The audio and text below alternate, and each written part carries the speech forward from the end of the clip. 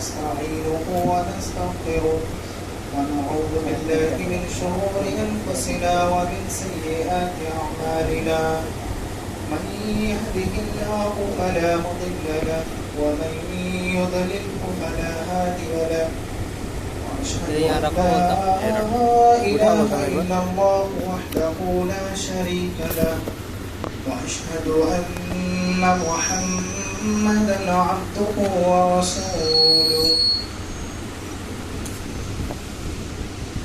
يا أيها الناس اتقوا ربكم الذي خلقكم من نفس واحدة وخلق منها زوجها وبث منهما رجالا كثيرا ونساء واتقوا الله الذي تساءلون به والأرحام إن الله كان عليكم رقيبا يا أيها الذين آمنوا اتقوا الله حق تقاته ولا تموتن إلا وأنتم مسلمون يا أيها الذين آمنوا اتقوا الله وقولوا قولا سديدا يصلح لكم أعمالكم ويغفر لكم ذنوبكم ومن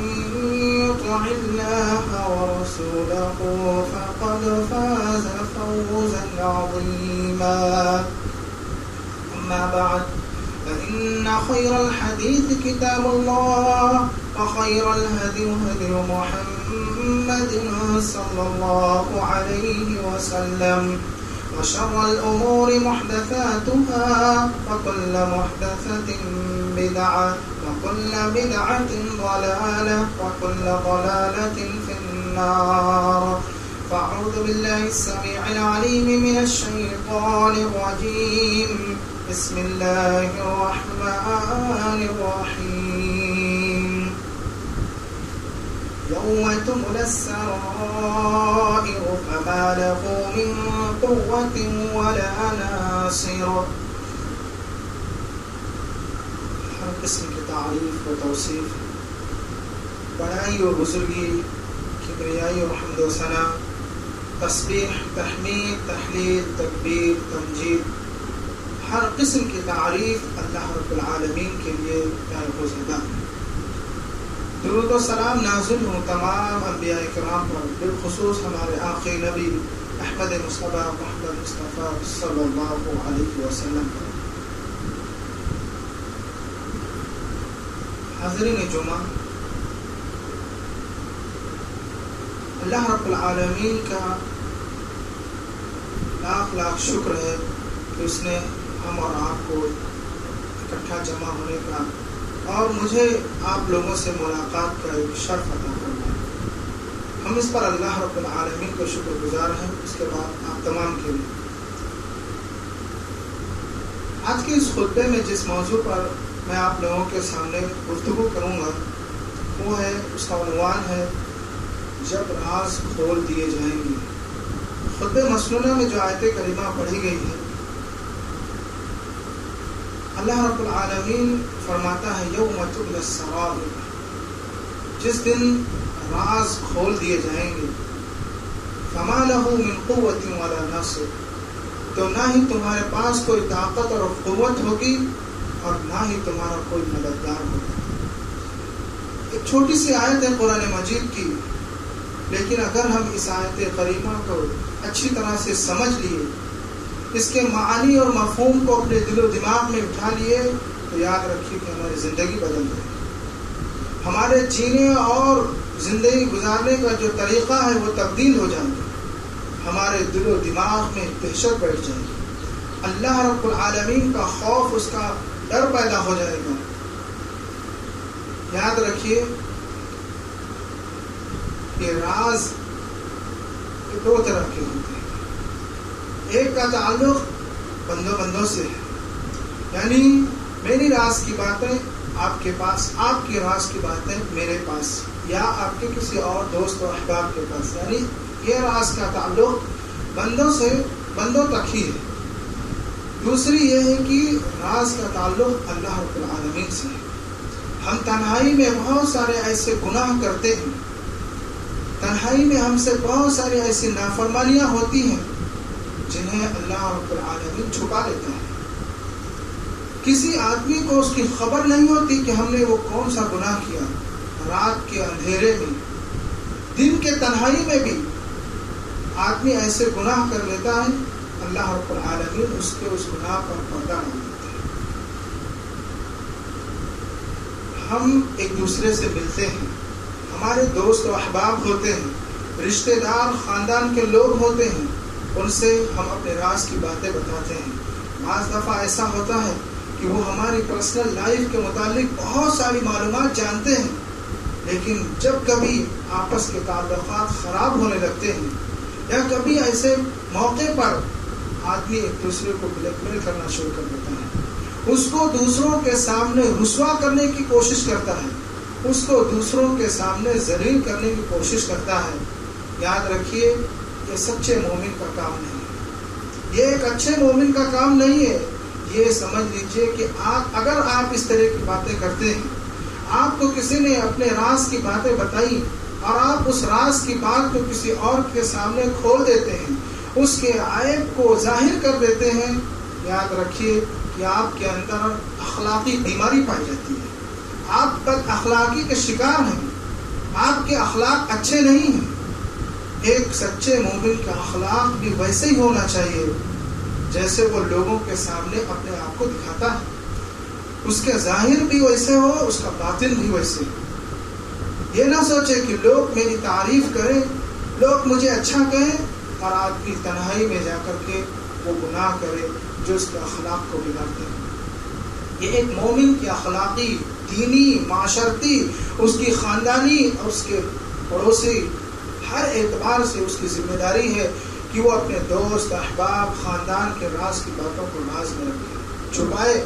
کبھی اگر نا اتفاقی پیدا ہو جائے، کبھی دشمنی پیدا بھی ہو جائے، تب بھی اس کو ظاہر نہ کرے، کیونکہ اس کے متعلق شریعت میں بہت سخت وعید آئی ہے. اسی کے متعلق میں آپ کے سامنے گفتگو کرنا چاہوں گا. سب سے پہلی چیز یہ کہ انسان اپنے راز کی حفاظت کرے. سب سے اہم چیز یہی ہے. ہم دوسروں کے راز کی حفاظت کرنے سے پہلے انسان اپنے راز کی حفاظت کرے. اس کو ہم اس اعتبار سے سمجھیں کہ ہم بھی بہت سارے کام، بہت سارے معاملات لوگوں سے چھپ کر کے کرتے ہیں، اور ہماری یہ خواہش ہوتی ہے کہ اس راز کی بات کو دوسرے لوگ نہ جان پائیں. لیکن بعض دفعہ ایسا ہوتا ہے کہ ہم اپنے بہت ہی قریبی رشتہ دار، بہت ہی قریبی دوست یا بہت ہی قریبی تعلق رکھنے والے کسی فرد کو وہ راز کی بات بتا دیتے ہیں. اب آپ یہاں پر غور کریں. حضرت علی رضی اللہ تعالیٰ عنہ کا ایک بہترین قول ہے. حضرت علی رضی اللہ تعالیٰ عنہ فرماتے ہیں، سرک اسرک، کہ تمہارا راز تمہارا غلام ہوتا ہے. یعنی جو راز کی باتیں ہیں وہ تمہارا غلام ہے اس وقت تک جب تک تم اپنے راز کی بات کو اپنے پاس رکھو گے. لیکن اگر تم نے اس راز کی بات کو کسی اور کو بتا دیا تو تم اس کے غلام ہو جاؤ گے. اس کو ہم تھوڑے تفصیل سے اس طرح سمجھیں کہ ایک انسان جب اپنے راز کی بات کو جانتا ہے تو اس کے دل میں وہ ڈر، وہ خوف نہیں ہوتا ہے، اس کو بھروسہ ہوتا ہے، وہ اچھی طرح سے مطمئن ہوتا ہے. لیکن جیسے ہی وہ اپنی زبان سے اس الفاظ کو جس کو چھپانا چاہتا ہے کسی کے سامنے ظاہر کرتا ہے، چاہے وہ یہ بول کر کے کہے کہ بھائی کسی کو نہیں بتانا، بھائی کسی کے سامنے یہ بولنا نہیں، پھر بھی اس کے بتانے کے بعد وہ آدمی مطمئن نہیں رہتا ہے. وہ آدمی ڈر اور خوف میں مبتلا ہو جاتا ہے، یہ سوچتے رہتا ہے، یہ غم اور یہ فکر لاحق ہو جاتی ہے کہ کہیں نہ کہیں اس کے دوست نے کسی کو بتا دیا تو ہماری تو بےعزتی ہو جائے گی، ہمارے تو حالات ایسے ایسے ہو جائیں گے، معاملہ بگڑ جائے گا. لہذا یہ حضرت علی رضی اللہ تعالیٰ عنہ کا یہ قول اپنے سامنے رکھیں کہ جب تک ہم اپنے راز کی حفاظت کرتے ہیں راز ہمارا غلام ہوتا ہے، لیکن اگر ہم اپنے راز کو دوسروں کو بتا دیتے ہیں تو ہم اس کے غلام بن جاتے ہیں. لہذا ہم اس کو اپنا غلام بنا کر کے رکھیں، یہی بہتر ہے. اسی طرح سے پیارے نبی صلی اللہ علیہ وسلم کی حدیث سے صحیح روایت ہے آپ صلی اللہ علیہ وسلم نے فرمایا استعینوا علی النجاح بالکتمان، یعنی تم اپنے معاملات کو چھپا کر کے اس میں کامیابی حاصل کرو اور چھپا کر کے اس سے مدد حاصل کرو، اس لیے کہ فَإِنَّ كُلَّ ذِي نِعْمَةٍ مَحْسُودٌ، ہر نعمت پر کوئی نہ کوئی حسد کرنے والا ہوتا ہے۔ دنیا کے اندر آپ کو جو بھی نعمت ملتی ہے، کوئی ہے جو آپ کی نعمت سے خوش ہوتے ہیں، کوئی اور بھی ہے سماج اور معاشرے میں، آپ کے دوست احباب میں، آپ کے رشتہ داروں میں، آپ کے پڑوسیوں میں، جو آپ کو ملی ہوئی نعمت پر خوش نہیں ہوتے بلکہ حسد کرتے ہیں۔ اس لیے پیارے نبی صلی اللہ علیہ وسلم کی اس حدیث کو ہمارے اپنے سامنے رکھنی چاہیے کہ آپ اپنی کامیابی چھپا کر کے حاصل کرو، چھپا کر کے اس معاملے کو کامیابی تک پہنچاؤ، اس میں مدد حاصل کرو چھپا کر کے، اس لیے کہ ہر نعمت پر کوئی نہ کوئی حسد کرنے والا ہوتا ہے، اور جب چیزیں حسد کا شکار ہو جاتی ہیں تو یاد رکھیے وہ خراب ہو جاتی ہیں، وہ بگڑ جاتی ہیں، معاملہ کامیابی تک نہیں پہنچتا ہے۔ لہذا اس حدیث کے اندر پیارے نبی صلی اللہ علیہ وسلم نے ہمیں جس بات کی تعلیم دی ہے کہ ہم اپنے راز کو چھپائے رکھیں، کسی کے سامنے ظاہر نہ کریں، الا یہ کہ وہ آپ کا ناصح ہو، آپ کا ہمدرد ہو۔ جیسے کہ بعض دفعہ انسان اپنے والدین کے سامنے کسی چیز کا تذکرہ کرتا ہے، والدین کبھی اپنے اولاد کے لیے یہ نہیں چاہتے کہ اس کا بیٹا ناکام ہو، اس کا معاملہ بگڑے، بلکہ وہ تو آپ کے لیے دعا دیں گے اور آپ کے معاملات کے اچھے ہونے کی یعنی آپ کی رہنمائی کریں گے۔ تو انسان ایسے لوگوں کو بتا سکتا ہے، لیکن ہر شخص کو راز کی بات بتانا صحیح اور درست ہے۔ دوسری چیز جو ہم آپ کے سامنے ذکر کرنا چاہتے ہیں وہ یہ ہے کہ عمدن کسی شخص کے راز کو جاننے کی کوشش بھی نہیں کرنی چاہیے۔ ہم جس طرح اپنے راز کو چھپانا چاہتے ہیں اور یہ چاہتے ہیں کہ ہر شخص، کوئی بھی شخص ہمارے راز کو نہ جانے، اسی طرح سے ہر شخص یہی پسند کرتا ہے کہ اس کے راز کو آپ نہ جانیں۔ لہذا آپ بھی کسی کے راز کو جان بوجھ کر کے، چھپ کر کے، فون کے ذریعے سے، کسی اور طریقے سے اس کے راز کو جاننے کی کوشش نہ کریں۔ اس پر قرآن میں اور اسی طرح سے نبی صلی اللہ علیہ وسلم کی احادیث میں بہت سخت وعید آئی ہے۔ پیارے نبی صلی اللہ علیہ وسلم نے فرمایا کہ من استمع الى حدیث قوم وهم کارهون او یفرون صب فی اذن آنک یوم القیامہ، کہ جو شخص کسی کی بات کو کان لگا کر کے سنتا ہے، چھپ کر کے سننے کی کوشش کرتا ہے، حالانکہ وہ اس کی بات کو سننا پسند نہیں کرتا، وہ یہ شخص چاہتا ہے کہ میری بات کوئی نہ سنے، یا اس سے وہ بھاگتا ہے، آدمی چھپ کے پسند سننا چاہتا ہے، اللہ کے نبی صلی اللہ علیہ وسلم نے فرمایا کہ ایسے شخص کے کان میں قیامت کے دن سیسا پگھلا کر کے ڈال دیا جائے گا۔ آپ اندازہ لگائیں کہ اس حدیث کے اندر پیارے نبی صلی اللہ علیہ وسلم نے کتنے سخت وعید سنائی ہے۔ اور دوسری روایت میں تو اس طرح ہے کہ اگر کوئی شخص کسی کی برائی کرتا ہے، سننے کی کوشش کیا اور سن نہیں پایا، اس کے باوجود اس کو بدنام کرنے کی، اس کو ذلیل کرنے کی، اس کو رسوا کرنے کی کوشش کرتا ہے، دوسروں کے سامنے اس کے عیب کو بیان کرتا ہے، اللہ کے نبی صلی اللہ علیہ وسلم نے فرمایا کہ ایسے شخص کو جہنمیوں کے پیپ میں ڈالا جائے گا اور وہ شخص جہنم میں رہے گا یہاں تک کہ وہ اپنے پاس سے توبہ کر لے، معافی مانگ لے۔ اللہ کے نبی صلی اللہ علیہ وسلم نے حدیث میں فرمایا، یہ حدیث سننے کے قابل ہے، غور کرنے کے قابل ہے، ڈر جانے کے قابل ہے۔ پیارے نبی صلی اللہ علیہ وسلم نے فرمایا من ستر مسلما سترہ اللہ فی الدنیا والآخرہ، جس نے کسی مسلمان کے عیبوں پر پردہ ڈالا، اللہ رب العالمین اس کو دو فائدے، دنیا پر بھی، دنیا کے اندر بھی اس کے عیوب پر پردہ ڈال دے گا اور آخرت میں بھی اس کے گناہوں پر پردہ ڈال دے گا۔ کتنی عظیم فضیلت ہے، کتنی بہترین بات پیارے نبی صلی اللہ علیہ وسلم نے ہم اور آپ کو سکھائی اور بتایا کہ کوئی بھی شخص کسی مسلمان بھائی کے عیب کو جان لیا، اس کی کسی برائی کو آپ کے کانوں تک پہنچ گئی، آپ اس کو پردہ ڈال دیں، آپ کو اس کا دو فائدہ حاصل ہوگا۔ ایک تو اللہ رب العالمین آپ کے گناہوں کو پردہ ڈال دے گا، دنیا کے اندر بھی لوگوں کے سامنے ذلیل اور رسوا ہونے سے آپ کو بچا لے گا، اور آخرت میں جو سب سے اہم مرحلہ ہے، جہاں ہمیں ایک ایک نیکی کی اور ایک ایک گناہ کے معاف ہونے کی ضرورت محسوس ہوگی، اللہ رب العالمین ہمارے اس عمل کی وجہ سے کہ ہم نے دنیا کے اندر کسی مسلمان کے عیب کو پردہ ڈال دیا تھا، اس کو چھپا لیا تھا، اس مسلمان اس مومن کو ذلیل و رسوا ہونے سے بچا لیا تھا، اللہ رب العالمین اس کا فائدہ یہ پہنچائے گا کہ آخرت میں ہمارے گناہوں کو پردہ ڈالے اور اس کو مغفرت کر دے گا۔ لیکن اس کے برعکس اگر آپ نے کسی مسلمان کے عیوب کو جانا، کسی مسلمان کے کسی گناہ یا اس کے کسی برائی کو آپ کے کانوں تک وہ پہنچی اور آپ نے کسی دوست و احباب کو کسی مجلس میں اس کو بیان کر دیا، تو اس کا انجام بھی سنتے جائیں۔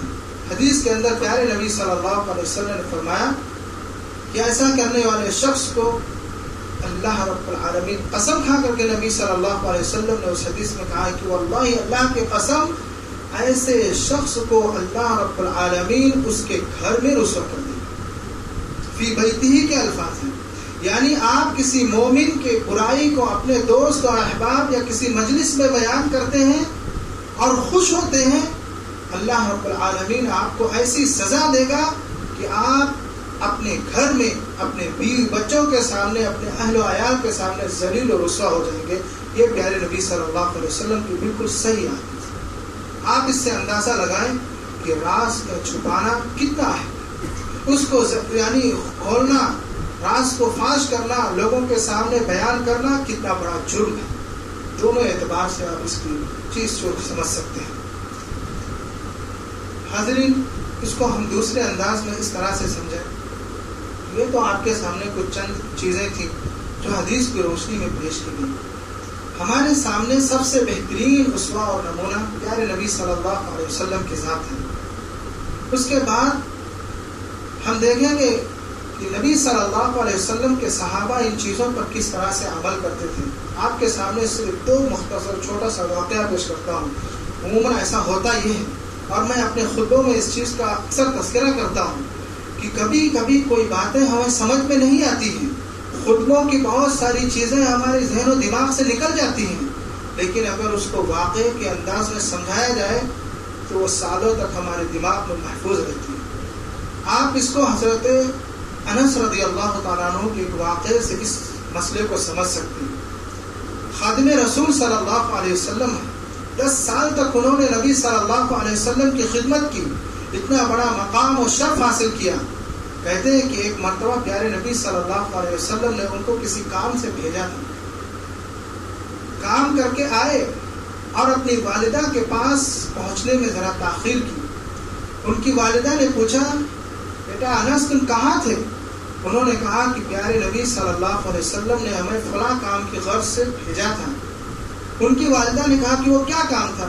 انہوں نے کہا کہ یہ رسول اللہ صلی اللہ علیہ وسلم کے راز ہے، میں کسی کو نہیں بتاؤں گا۔ ان کی والدہ، دیکھو مائیں کتنی اچھی ہوا کرتی تھی، ان کی والدہ نے بھی وہی تعلیم دی کہ بیٹا جب یہ نبی صلی اللہ علیہ وسلم کے راز کی بات ہے تو پھر تم کسی کو نہیں بیان کرنا۔ اس کے بعد اس حدیث کے نیچے اس جملے پر آپ غور کریں، راوی حدیث حضرت انس رضی اللہ تعالیٰ عنہ فرماتے ہیں، واللہ لحدثتک به احدا، واللہ حدثتک به احدا لحدثتک یا ثابت، اللہ کی قسم اگر میں یہ راز کی بات کسی کو بیان کرتا تو اے ثابت میں تمہیں ضرور بیان کر دیتا۔ اس سے آپ اس واقعے سے آپ یہ اندازہ لگائیں کہ صحابہ اکرام کس طرح سے ایک دوسرے کے راز کی باتوں کو چھپاتے تھے۔ خصوصاً یہ نبی صلی اللہ علیہ وسلم کے راز کی بات تھی جو انہوں نے اپنی والدہ تک کو نہیں بیان کیا، دوسروں سے بیان کرنے کی تو بات ہی چھوڑ دیجیے، انہوں نے اپنی والدہ کو بھی نہیں کہا، اس لیے کہ یہ کسی اور کے راز کی بات تھی۔ اسی طرح سے آپ حذیفہ بن یمان رضی اللہ تعالیٰ عنہ کے بارے میں جانتے ہی ہیں، وہ اس لقب سے ہی مشہور ہیں، سر رسول صلی اللہ علیہ وسلم، یعنی یہ رسول اللہ صلی اللہ علیہ وسلم کے رازدار تھے۔ اس معاملے میں وہ مشہور تھے کہ پیارے نبی صلی اللہ علیہ وسلم اپنے راز کی باتیں ہی صحابہ رسول کو بیان کرتے تھے، وہ راز کی باتیں جو آپ ابو بکر، عمر، عثمان و علی کو بھی نہیں بتاتے تھے۔ لیکن صحابہ رسول میں آپ کبھی اندازہ لگائیں، کبھی آپ یہ پڑھے ہوں یا کبھی آپ یہ بتائیں کہ حذیفہ بن یمان رضی اللہ تعالیٰ عنہ نے وہ راز کی بات کسی کو بتائی ہو؟ کس نے؟ اس لیے راز کی بات کو چھپانا یہ بہت ہی اہم ہے. دوسرا واقعہ جو میں آپ کے سامنے رکھنا چاہتا ہوں وہ یہ ہے کہ جب حضرت عمر بن خطاب رضی اللہ تعالیٰ عنہ کی بیٹی حفصہ رضی اللہ تعالیٰ عنہ ان کے شوہر جب شہید ہو گئے غزوہ بدر میں اور وہ جب بیوہ ہو گئی تو حضرت عمر رضی اللہ تعالیٰ عنہ نے سب سے پہلے حضرت عثمان، پھر دوسرے نمبر پر حضرت ابو بکر صدیق رضی اللہ تعالیٰ عنہ کو اپنی بیٹی کا پیغام بھیجا. حضرت عثمان غنی رضی اللہ تعالیٰ عنہ سے کہا کہ کیا آپ میری بیٹی سے نکاح کر لیں گے؟ میں نکاح کر دینا چاہتا ہوں. اسی طرح سے حضرت عثمان غنی رضی اللہ تعالیٰ عنہ خاموش رہے، کہا کہ میں اس بارے میں سوچوں گا. حضرت ابو بکر رضی اللہ تعالیٰ عنہ کے سامنے جب نکاح کا پیغام پیش کیا تو وہ بالکل خاموش ہی رہے، کچھ بولے ہی نہیں.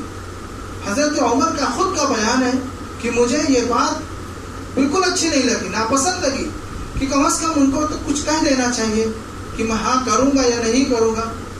وہ بالکل خاموش رہے.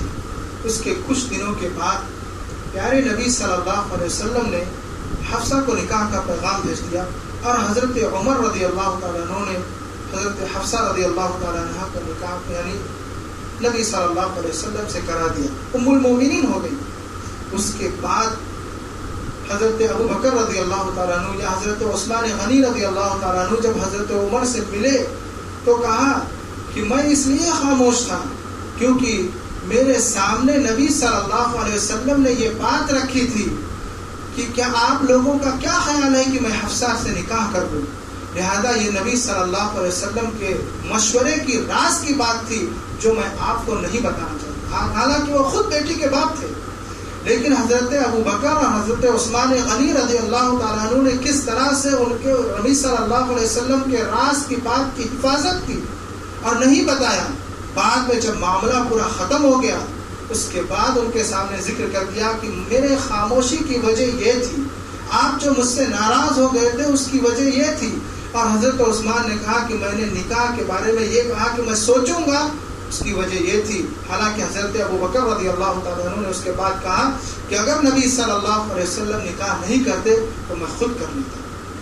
اس پورے واقعے سے صرف بتانے کا مقصد یہ ہے کہ ہم میں سے ہر شخص ایک دوسرے سے بعض معاملات میں مشورہ کرتے ہیں، بعض معاملات میں اپنے راز کی باتوں کو بتاتے ہیں. ہماری یہ ذمہ داری ہونی چاہیے کہ ہم اپنے اس دوست کی راز کی بات کو راز میں رکھیں. حدیث میں آتا ہے کہ پیارے نبی صلی اللہ علیہ وسلم نے فرمایا کہ جب ہم کسی سے بات کر رہے ہوں اور ہم نے ادھر یا ادھر دیکھ لیا اس کا مطلب کہ وہ راز کی بات ہے. گویا کہ ادھر اور ادھر دیکھنا یہ اس بات کی علامت ہے کہ میری بات کوئی دوسرا نہ سن پائے. لہذا آپ کو جو بات بتائی جا رہی ہے وہ راز کی بات ہے، آپ کی یہ ذمہ داری ہے کہ اس کو چھپا کر کے رکھیں. اسی طرح سے خطبے کے آخری حصے کے متعلق ہم اور آپ اس کو اس انداز میں سیکھیں کہ سب سے پہلی چیز کہ عام مسلمانوں کے راز کی حفاظت کریں. یہ ہماری ذمہ داری ہے کہ کوئی بھی مسلمان، کوئی بھی مومن ہمیں بتائے اپنے راز کی بات تو اس کی حفاظت کریں. اس پر تفصیل ہے، حدیثیں بھی ہیں، وقت کم ہے. نبی صلی اللہ علیہ وسلم نے فرمایا کہ جو شخص کسی کے راز کی حفاظت کرے گا اللہ رب العالمین دنیا اور آخرت میں اس کے راز کی حفاظت کرے گا.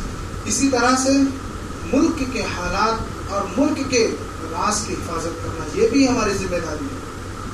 اسی طرح سے تیسری چیز میاں بیوی کے درمیان کے راز کی باتوں کی حفاظت کرنا. یہی چیز بتانا مقصود تھا اس راز کی حفاظت کے سلسلے میں. عموماً ایسا ہوتا ہے اور یہ چیزیں ہمارے سماج اور معاشرے میں ہوتی ہیں کہ ہمارے نوجوان نئی نئی شادی کرتے ہیں، دوست احباب کے سامنے اپنے بیوی کی باتوں کا تذکرہ کرتے ہیں. یہ سراسر حرام ہے، غلط ہے، درست نہیں ہے، اخلاقی اعتبار سے بھی غلط ہے.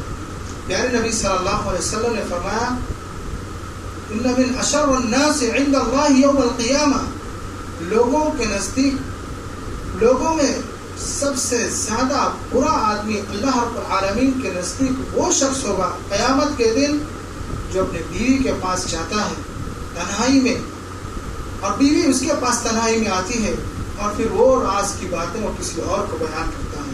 ایسا شخص قیامت کے دن اللہ رب العالمین کے نزدیک سب سے بدترین قسم کا آدمی ہوگا. سب سے برا آدمی وہی ہوگا جو اپنے بیوی کے راز کی بات کو کسی اور کے سامنے بیان کرے. یہ معاملہ صرف مردوں کے تعلق سے نہیں، خواتین کے تعلق سے بھی ہے کہ وہ بھی اپنی سہیلیوں کو اس طرح کی راز کی باتیں بیان کر دیتی ہیں. بعض دفعہ یہ چیزیں سماج اور معاشرے میں لڑائی جھگڑے کا سبب بن جاتی ہے، طلاق تک کے نوبت آ جاتی ہے. ایسی بہت ساری چیزیں ہیں. یہ ایک معمولی غلطی کی وجہ سے جو ہم اور آپ اپنی نظر میں معمولی سمجھتے ہیں، یہ بہت بڑا جرم ہے، حرام کے درجے پر پہنچ جاتا ہے. لہذا اس سے بچنا چاہیے. میاں بیوی کے درمیان کے راز کی باتوں کو راز میں ہی رکھیں. اس لیے عموماً یہ مقولہ مشہور ہے کہ جب میاں بیوی کی باتیں دوسرے لوگ اصلاح کرنے لگیں، دوسرے لوگ اس کو جاننے لگیں، تو اس کا مطلب یہ ہے کہ میاں بیوی کے تعلقات خراب ہو گئے ہیں، میاں بیوی کے تعلقات برباد ہو چکے ہیں. وہ محبت، وہ جذبہ، وہ اپنائیت ختم ہو چکی ہے، کیونکہ آپ کے درمیان، آپ دونوں کے درمیان کوئی تیسرا آدمی آ چکا ہے. لہذا میاں بیوی کے درمیان کے راز کی باتوں کی حفاظت کرنا بہت ضروری ہے. اسی طرح سے اپنے چھپے ہوئے گناہوں کی حفاظت، یہ بھی بہت اہم ہے. ہم میں سے ہر شخص گناہ کرتا ہے، ہم بھی گناہ کرتے، آپ بھی گناہ کرتے. کوئی ایسا شخص نہیں ہے جو گناہوں سے پاک اور صاف ہو اور یہ دعویٰ کرے کہ میں گنہگار نہیں ہوں. اللہ کے نبی صلی اللہ علیہ وسلم نے فرمایا کل بنی آدم خطا، ہر بنی آدم خطا کار ہے. اس سے انجانے میں، جانے انجانے میں اس سے غلطیاں ہو ہی جاتی ہیں. لیکن سب سے بہترین خطا کار تو وہ ہے جو اللہ رب العالمین سے توبہ استغفار کر لے.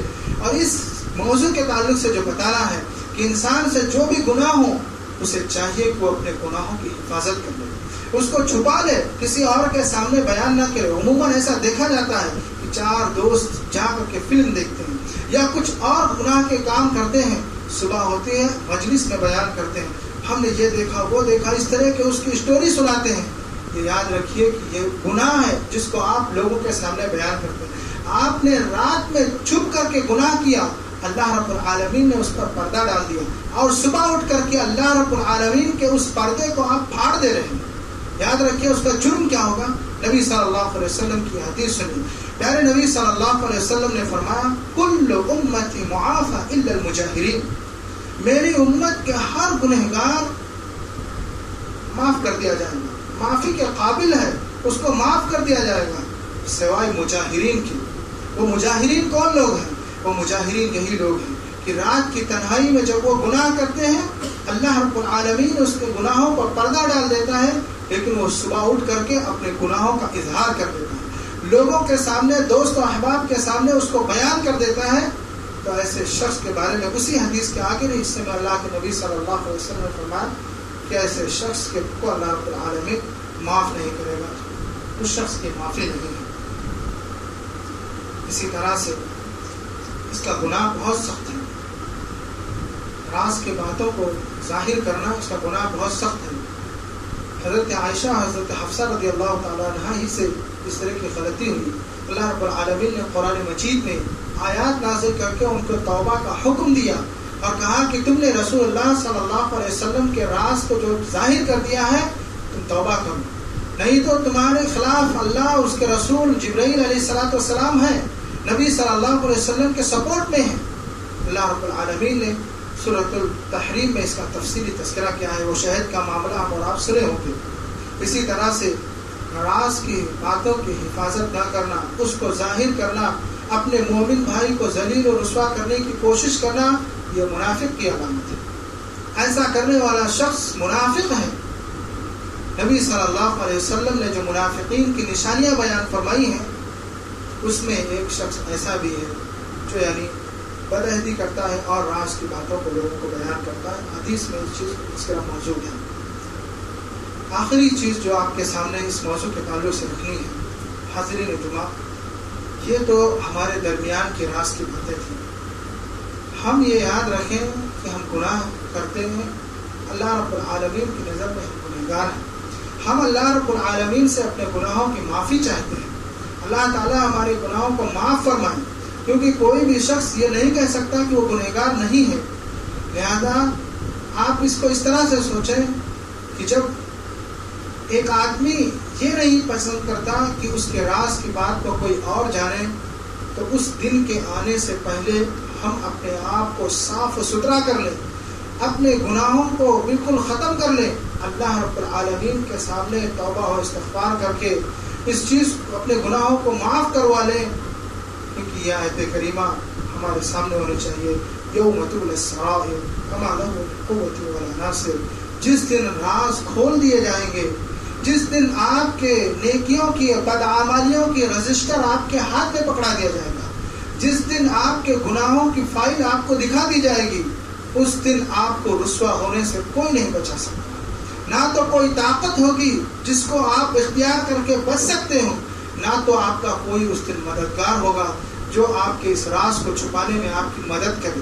اللہ رب العالمین کے سوا کوئی نہیں ہوگا۔ اگر ہم نے دنیا کے اندر کسی کے راز کو چھپایا تو اللہ رب العالمین بھی ہمارے راز کو چھپائے گا، لیکن اگر ویسا معاملہ نہیں ہے تو پھر یاد رکھیے کہ جو ہمارے گناہ ہیں اس کی فائل، اس کی رجسٹر، اس کی کاپی جب ہم کو دی جائے گی تو اس دن سارے اعمال ہمارے نظروں کے سامنے ہوں گے۔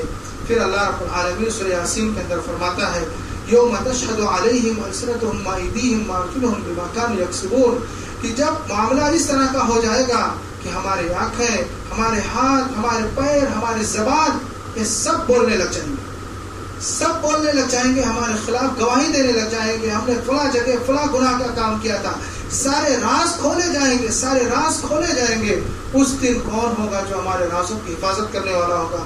اس دن کون ہوگا جو ہمیں اس ذلت اور رسوائی سے بچانے والا ہوگا؟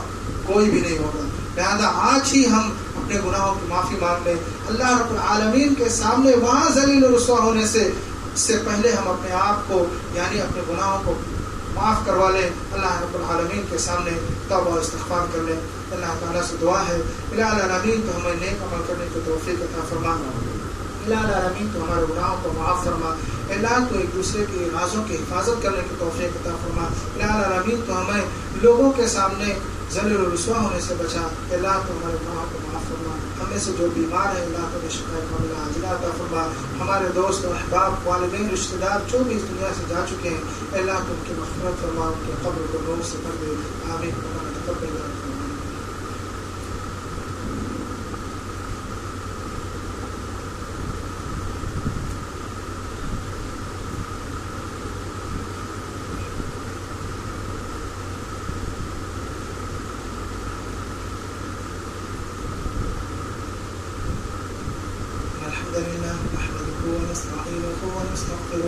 ونعوذ بالله من شرور أنفسنا ومن سيئات أعمالنا، من يهده الله فلا مضل له ومن يضلل فلا هادي له، وأشهد أن لا إله إلا الله وحده لا شريك له، وأشهد أن محمدا عبده ورسوله، أما بعد فإن خير الحديث كتاب الله، وخير الهدي هدي محمد صلى الله عليه وسلم، وشر الأمور محدثاتها، وكل محدثة بدعة، وكل بدعة ضلالة، وكل ضلالة في النار۔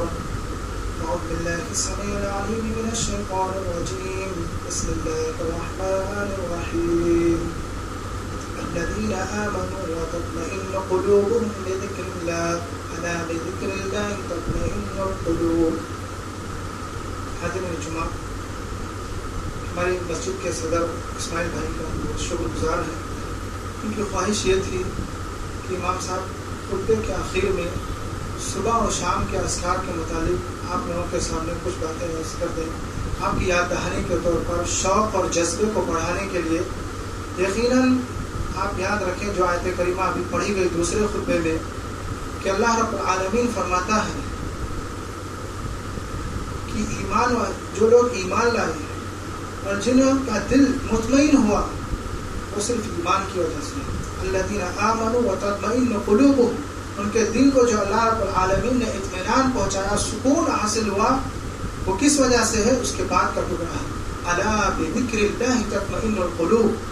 غور سے کان کھول کر کے سن لو کہ دلوں کو اطمینان اور سکون اس وقت نصیب ہوگا جب ہم اللہ رب العالمین کا ذکر کریں گے، اللہ رب العالمین کو یاد کریں گے۔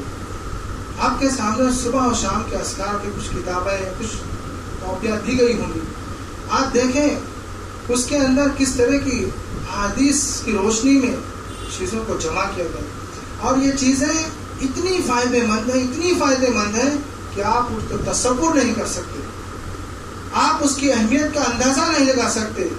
آپ اگر اس کو پڑھنا شروع کر دیں گے تو آپ اپنی زندگی میں غیر معمولی تبدیلی نظر آئیں گے، آپ کو ایک عجیب سی فرحت اور مسرت اور خوشی محسوس ہوگی۔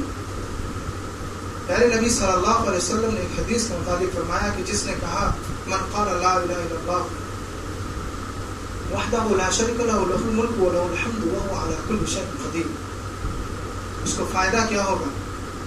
صبح میں اگر کوئی شخص پڑھتا ہے تو شام تک شیطان سے محفوظ ہو جاتا ہے۔ اللہ رب العالمین ایسے شخص کی شیطان سے حفاظت فرماتا ہے، 10 غلام آزاد کرنے کے برابر اس کو ثواب عطا فرماتا ہے، 100 گناہ معاف ہو جاتے ہیں، 100 نیکیاں لکھی جاتی ہیں، 100 درجات بلند کیے جاتے ہیں۔ چھوٹی سی دعا ہے۔ اسی طرح سے پیارے نبی صلی اللہ علیہ وسلم نے فرمایا کہ جس شخص نے 3 بار صبح پڑھ لیا، 3 بار شام کو پڑھ لیا، تو وہ اس دن ہر قسم کی تکلیف سے محفوظ ہو جاتا ہے۔ لا یضرہ شیء، یہ لفظ حدیث کے ہیں، بسم اللہ الذی لا یضر مع اسمہ شیء فی الارض ولا فی السماء وهو السمیع العلیم۔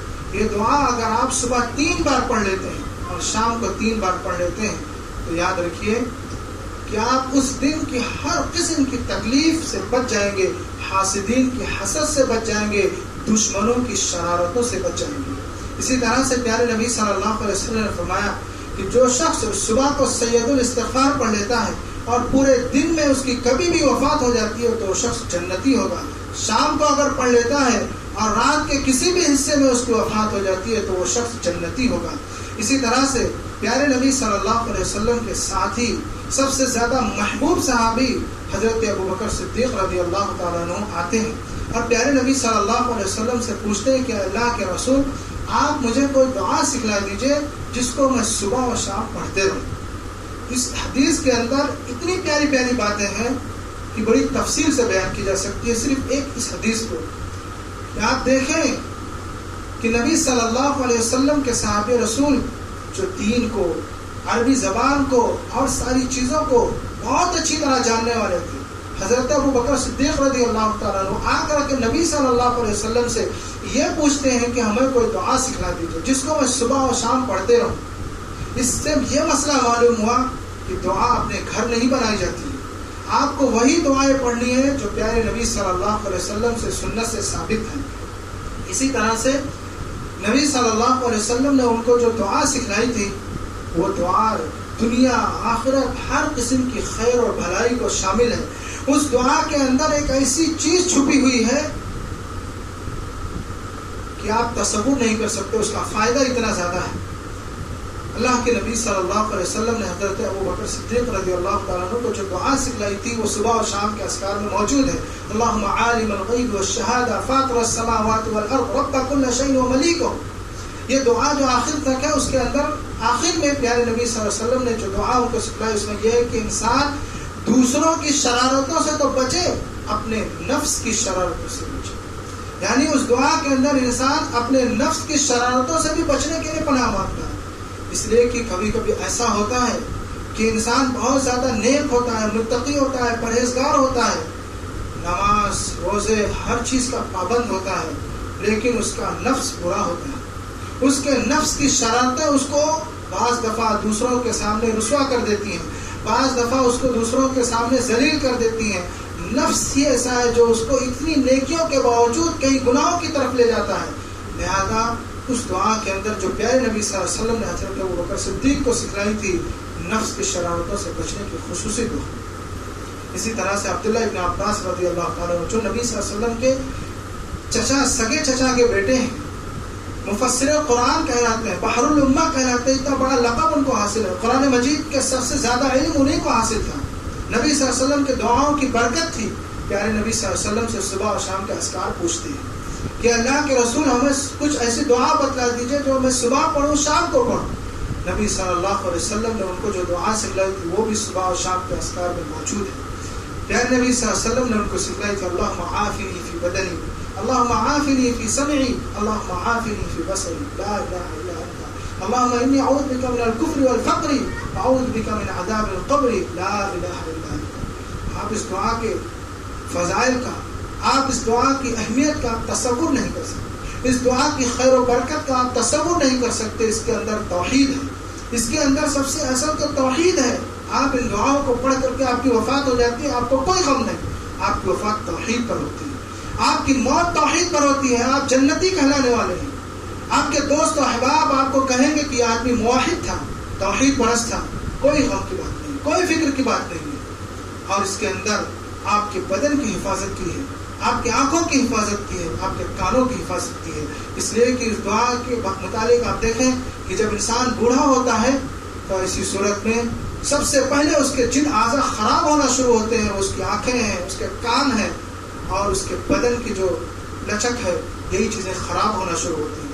آپ ان دعاؤں کا اہتمام کریں، آپ بالکل نوجوان رہیں. یہ دعاؤں کی برکت ہے. آپ صبح اور شام کے اذکار کا خصوصی اہتمام کریں. اس کے علاوہ بھی بہت ساری دعائیں ہیں. ایک ایک دعاؤں کی خیر و برکت سبحان اللہ وبحمدہ عدد خلقہ ورضا نفسہ وزنۃ عرشہ ومداد کلماتہ. اس دعا کی تو خیر و برکت کا آپ اندازہ نہیں لگا سکتے.